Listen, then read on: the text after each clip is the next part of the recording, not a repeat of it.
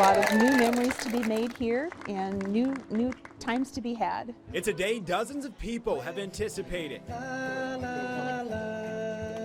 This iconic Iowa landmark. We're so excited. This took 29 months from the time of the arson to now that we have Cedar Bridge back. In 2017, the Cedar Bridge was burned down, and almost 2 years since, after hundreds of thousands of dollars in donations, a new life takes shape. With what it looks like now, you'd never know anything ever happened to it. And what would be a better weekend to celebrate the grand reopening than the 50th Madison County Covered Bridge Festival? Right after it burned down, everybody wondered that.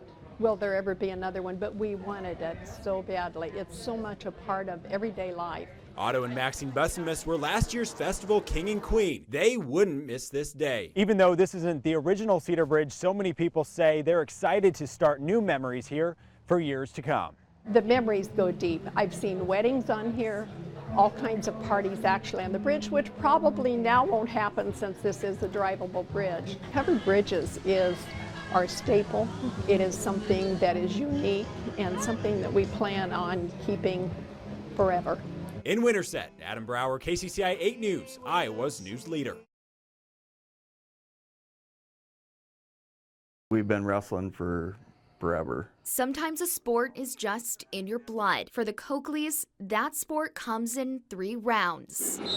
Corey Coakley and his son Lincoln are in their element in this auditorium, although this 18-year-old would rather be on the mat than in a wheelchair. The 6-time All-American from Esterville lives and breathes the sport. That is until last June, when his world came crashing down. His friend ran through a stop sign and they got T-boned by a semi. He would have never made it through the accident if he wasn't a wrestler. The Coakleys were told that their son may never wake up from a coma. I said, "You don't know my son. He'll come back." And he's improving every day. Now he's learning how to move again at On With Life, where rather than reversals and pins, his accomplishments come in the form of kicking a ball. Good job, Link. That was a good one. And giving a thumbs up, bringing his passion on the mat to these 4 walls. The state of Iowa has rallied around him. Legends like Dan Gable and the team's namesake, Lincoln McElravy, putting him on a podium. He's just incredible, aren't you, buddy?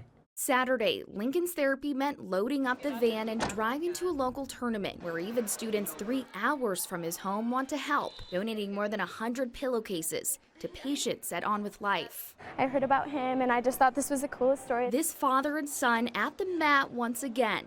Lincoln in a very different position, but with the same strength of a wrestler. I want him to know that I'm really proud of him, and you're going to make it back. He's my best friend. In Ankeny, Tommy Clark, KCCI News, Iowa's news leader. It was a record-setting year here on Gingerbread Lane, where neighbors dress up like Santa Claus, tell a unique story, and collect donations for the Food Bank of Iowa. When you move on to Richland Court in Ankeny, you better be ready for the holidays. Each of the 31 homes comes with its very own gingerbread man display. Everybody kept asking us, "Oh, you found it in the shed, right? You found the gingerbread guy in the shed." And we were like, "Yeah, we were kind of wondering about that." As visitors drive through their neighborhood, they're told the original gingerbread man story. When you drive down our street, it kind of flip-flops back and forth between the houses and across the street. And on the weekends, the neighborhood is even visited by Santa Claus. He's set up at the gingerbread house at the end of the street, where people can donate goods and money to the Food Bank of Iowa. But if Santa isn't present when you drive through Gingerbread Lane, you can still make a donation. So the food bank brought that sign and we have it out there, and they were pretty excited last week. They got their first donation on Venmo through Gingerbread Lane, and that's pretty exciting to us. And this year, organizers say they've had a record-setting amount of donations. Beating last year's numbers is obviously a really fun goal for us too. Last year, the neighborhood donated 2,292 pounds of food and just under $5,000. They believe they've already passed those numbers with 1 week yet to go. That's a pretty cool thing to share those kinds of numbers and that amount of food and money with the Food Bank of Iowa. In Ankeny, Bo Bowman, KCCI 8 News. Ho, ho, ho. Iowa's news leader. Better than doggy daycare. It's way more figure to run outside.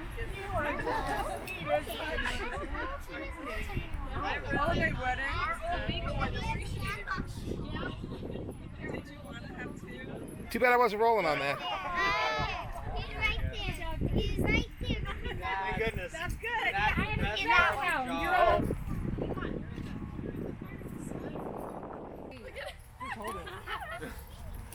Oh my God.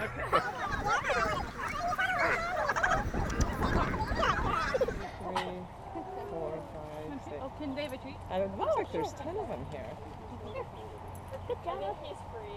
Good job. There we go.